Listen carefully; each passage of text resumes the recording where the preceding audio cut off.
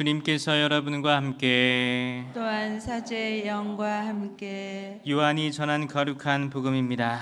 주님 영광 받으소서. 너희 마음이 산란해지는 일이 없도록 하여라.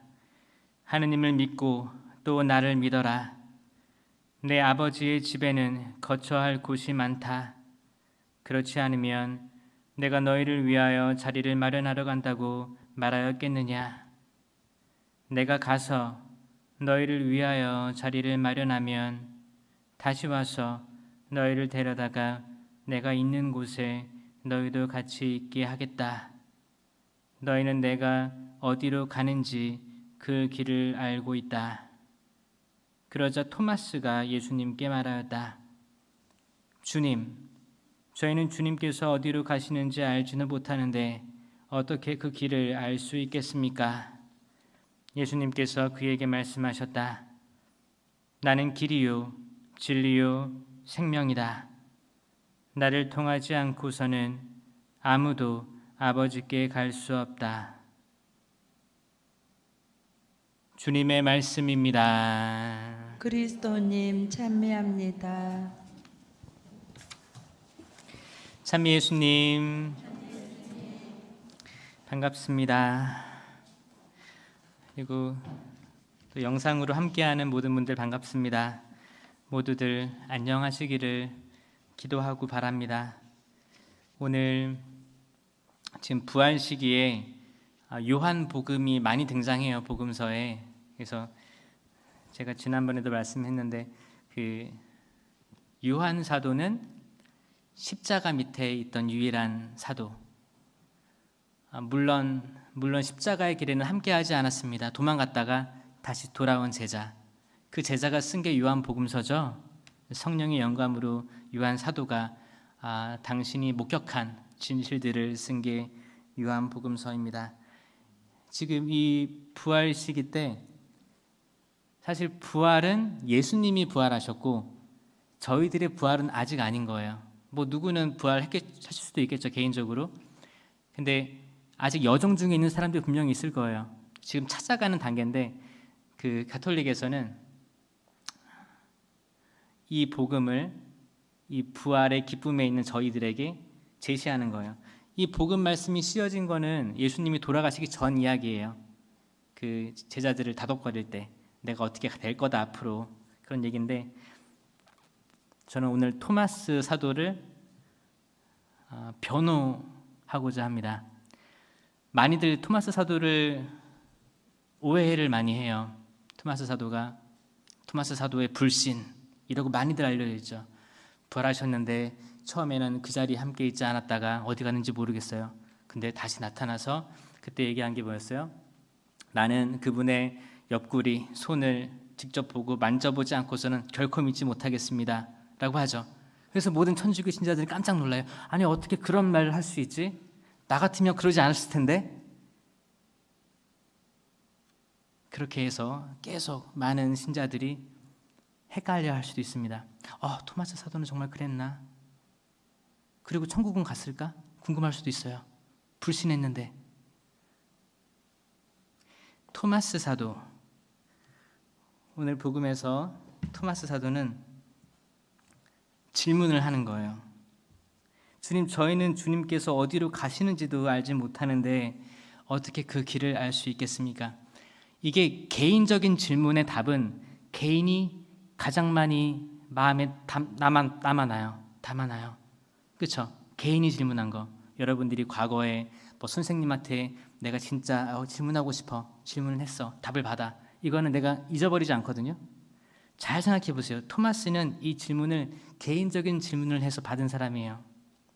아마 가슴에 가지고 있었을 거예요. 그리고 나는 길이요 진리요 생명이다. 분명히 알고 있었어요. 믿고 있었고. 그리고 그는 십자가의 길에서 도망갔죠. 성경은 증언하고 있지 않아요. 없어졌고 너무 서운하게도 소문들이 들려옵니다. 나는 예수님 만났습니다. 난 그분을 배웠소. 그때 그 제자의 마음은 어땠을까? 그 제자는 혹시 그 여인들이 처음에 증언했던 말을 듣고 너무 뵙고 싶어서 홀로 찾아다닌 건 아니었을까? 왜 그 자리에 없었을까? 성경은 증언하고 있지 않아요. 여하튼 제자들이 그렇게 10명의 제자들이 1명의 제자를 나무라는 거예요. 너가 그 자리에 없지 않았냐? 우린 만났다.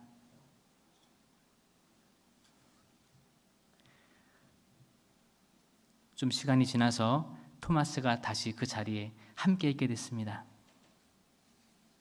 그 마음의 심정은 어땠든지 다시 그 자리에 돌아왔어요. 그리고 예수님을 만나죠. 그리고 첫 고백, 나의 주님, 나의 하느님, 나의 주님, 나의 하느님.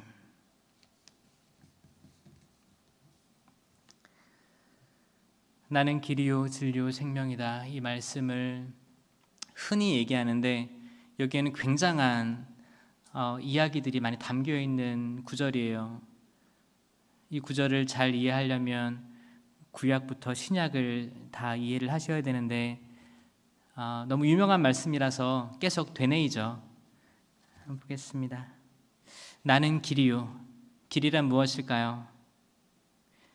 고속도로도 있고 뭐 그냥 도로도 있고 자전거 도로도 있고 산을 올라가면 오솔길도 있고 또 제주도에 가면 둘레길도 많이 잘 마련되어 있고 길이 많습니다. 그리고 이제 예수님께서 비유를 말씀하실 때 하늘나라는 좁은 문으로 들어가야 된다 하면서 또 마테오복음 7장 14절에는 이런 표현이 있어요. 생명으로 이끄는 문은 얼마나 좁고 또 그 길은 얼마나 비좁은지 그리로 찾아드는 이들이 적다 라고 말씀하셨어요. 궁금했어요. 정말 그 자비의 하느님은 계시고 우리의 죄를 용서해 주시고 또 하나뿐인 외아들의 속죄 양 그 피로 우리를 구원하셨는데 왜 여전히 그 길이 좁을까? 찾아드는 이들이 적을까?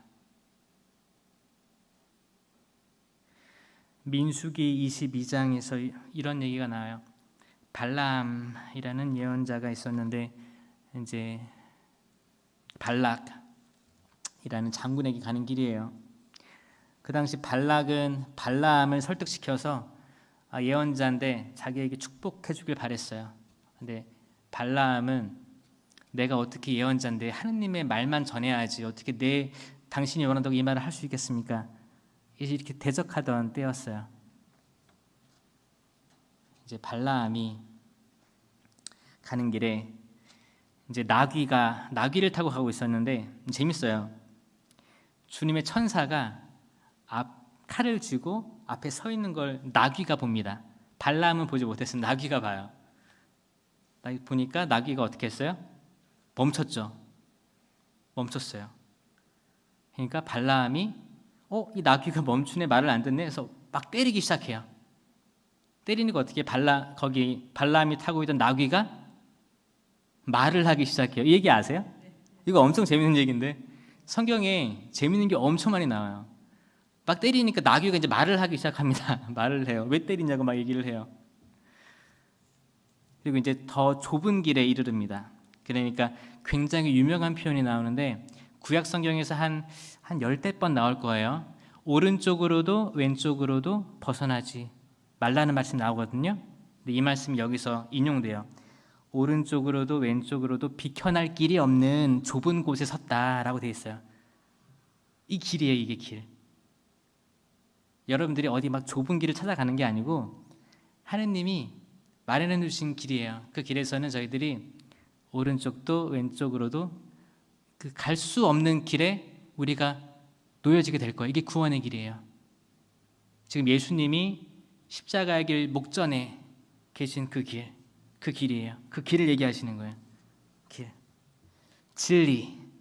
진리가 무엇일까요? 진리. 이 진리가 무엇일까요? 이 질문을 예수님께 한 사람이 있어요. 누군지 아세요? 진리가 무엇입니까? 이 제자가 물어봤을 거예요, 예수님께. 십자가의 길 초반에 이제 임박해서 빌라도가 물어보는 거예요. 신문할 때 진리가 무엇입니까? 진리가 무엇이냐? 그러니까 예수님이 했던 대답이 뭐예요? 없었어요. 침묵. 그리고 그 길을 가시는 거예요. 그 길. 진리는 때로는 우리가 이게 진리입니다 라고 말할 때 이미 그건 진리가 아니게 돼요. 우리가 정의하는 많은 것들, 과학, 우리 지성으로 어떤 명제를 설정하고 이게 맞습니다 하면 그 순간 그게 영원하지 않으니까 영원한 게 진리예요. 그건 우리가 유한한 세계를 살고 있기 때문에 순간순간 바뀝니다. 내가 때론 진리라고 생각해서 내 아이들을 훈육하죠. 이 길을 가야 돼. 근데 그때 바뀌는 거예요.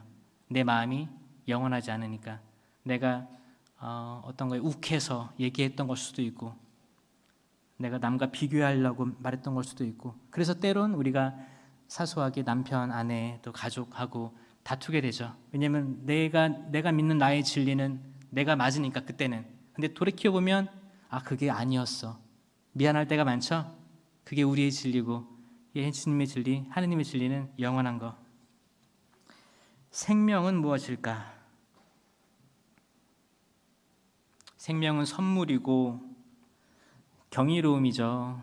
특히 이제 어머니들은 많이 아신다고 그래요. 그럴 기회들 많았고 또 자녀를 낳고 출생을 하고 이런 것들을 보면 그 생명의 소중함, 경이로움들을 누구보다도 더 많이 체험하고 깨닫는다고 해요. 그리고 아이가 커가는 것들 또 요즘에는 남편분이 양육할 때도 있겠지만 그 기저귀 갈고 뭐 모든 것들 그 끝까지 같이 했던 분들은 대부분 이제 어머니라든지 그렇죠. 그러니까 이제 그 생명의 소중함, 경이로움 이런 것들을 누구보다 잘 안다고 합니다. 성경에서는 생명은 피다. 피는 곧 모든 생물의 생명이다라고 표현하고 있고 레위기에서 신명기에서는 생명을 선택해라라고 되어 있습니다. 선택이에요. 30장 신명기 30장 19절 나는 오늘 하늘과 땅을 증인으로 세우고 생명과 죽음, 축복과 저주를 너희 앞에 내놓았다. 너희와 너희 후손이 살려면 생명을 선택해야 한다. 아멘. 생명은 선택이에요. 선택입니다. 선택. 항상 선택이에요. 지금 우리가 마주치고 있는 생명윤리 있죠. 다 선택의 문제예요. 나는 길이요 진리요 생명이다를 그리 간단히 얘기할 수 있는 건가요? 아니에요. 이건 우리 신앙 전체예요. 우리 신앙 전체를 지금 한 문장으로 얘기하고 있습니다. 토마스가 질문했기 때문에 우리가 그 답을 들었어요. 그 토마스 사도는 나중에 어떻게 돼요? 인도까지 가서 제일 멀리까지 가서 전파하고 예수님을 전파하고 순교합니다. 친애하는 우리 성령 세신 가족 여러분, 이 부활의 시기 너무 기쁜 때이긴 하지만 또 여전히 우리를 방해하는 것들이 있습니다. 힘내세요. 힘내시고 혹시나 또 봉사하다가 또 내가 어떤 일을 추진하다가 쓰러지고 오해를 사서 박해를 받고 내가 뜻대로 되지 않을 때가 있죠. 또 마음이 또 혼란스러울 때도 있을 것입니다. 걱정하지 마시고 두려워하지 마시고 다시 돌아가면 돼요. 다시 그 자리로 돌아가면 돼요. 내가 그 자리에 없었다고 서운해하지 마시고 다시 그 자리로 돌아가서 예수님 만져보시면 됩니다. 그럴 때 하느님과 나의 1:1 관계가 되는 거예요. 그러면 나의 주님, 나의 하느님, 얘의 주님, 얘의 하느님이 아니고 나의 주님이에요. 나의 주님 만날 때 그게 부활입니다. 성부와 성자와 성령의 이름으로 아멘.